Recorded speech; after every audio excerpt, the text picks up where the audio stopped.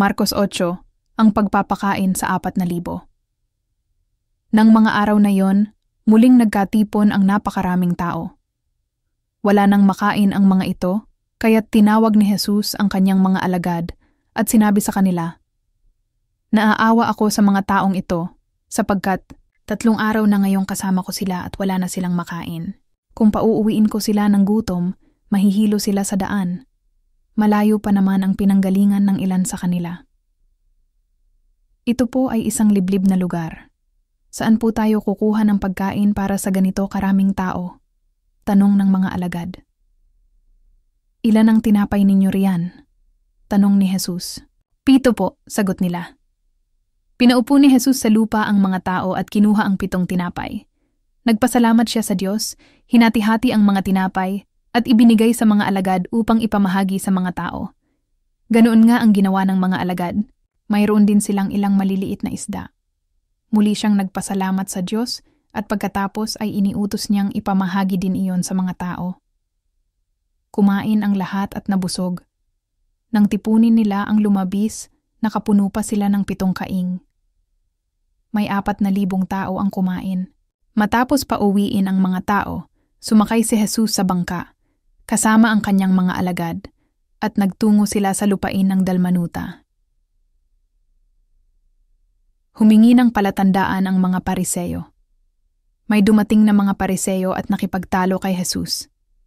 Nais nilang subukin siya kaya't hiniling nilang magpakita siya ng isang himala mula sa langit.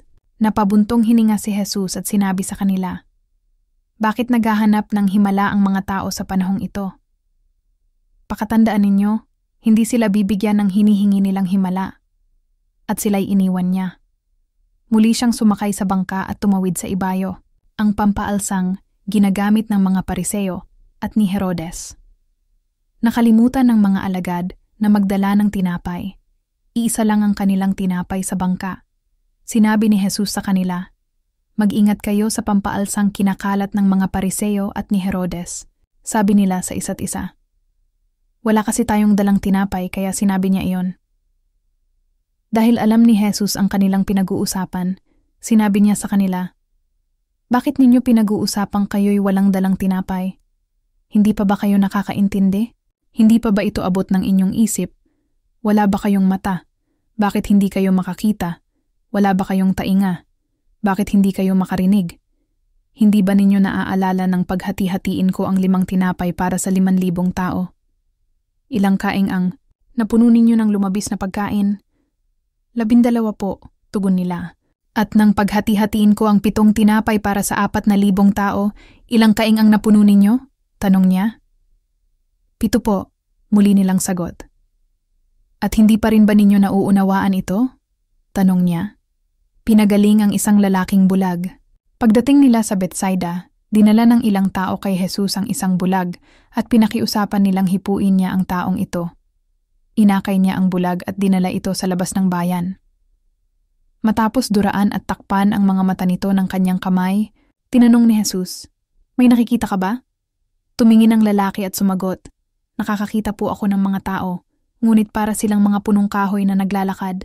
Muling inilagay ni Jesus ang kanyang mga kamay sa mga mata ng bulag. Sa pagkakataong ito, tuminging mabuti ang bulag. Nanumbalik ang kanyang paningin at nakakita na siya ng malinaw. Sinabi sa kanya ni Jesus, "Maaari ka nang umuwi. Huwag ka nang bumalik sa bayan." Ang pahayag ni Pedro tungkol kay Jesus. Si Jesus at ang kanyang mga alagad ay nagpunta sa mga nayon ng Cesarea na sakop ng Filipos. Habang sila'y naglalakbay, tinanong niya ang kanyang mga alagad, "Ano ang sinasabi ng mga tao tungkol sa akin?" Sumagot sila, "Ang sabi po ng ilan, kayo daw po si Juan na tagapagbautismo. Sabi naman ng iba, si Elias daw kayo.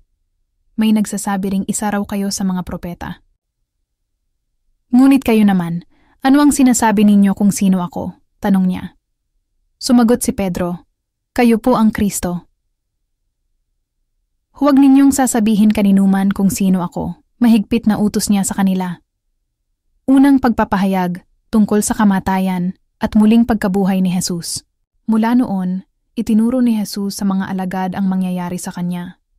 Sinabi niya, ang anak ng tao ay kailangang magdanas ng matinding hirap. Siya'y itatakwil ng mga pinuno ng bayan, ng mga punong pari at ng mga tagapagturo ng kautusan. Siya'y ipapapatay ngunit muling mabubuhay sa ikatlong araw.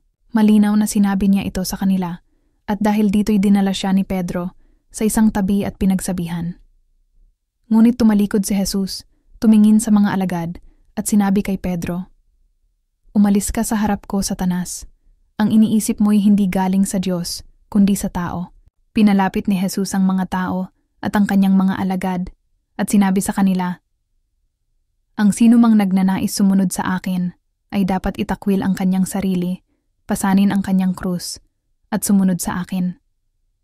Ang sino mang nagnanais na magligtas ng kanyang buhay ay mawawalan nito. Ngunit ang mawalan ng kanyang buhay alang-alang sa akin at sa magandang balita ay magkakamit nito. Sapagkat ano ba ang mapapala ng isang tao makamtan man niya ang buong daigdig? Ngunit mapapahamak naman ang kanyang sarili? Ano ba ang maibabayad ng isang tao para mabawi niya ang kanyang buhay?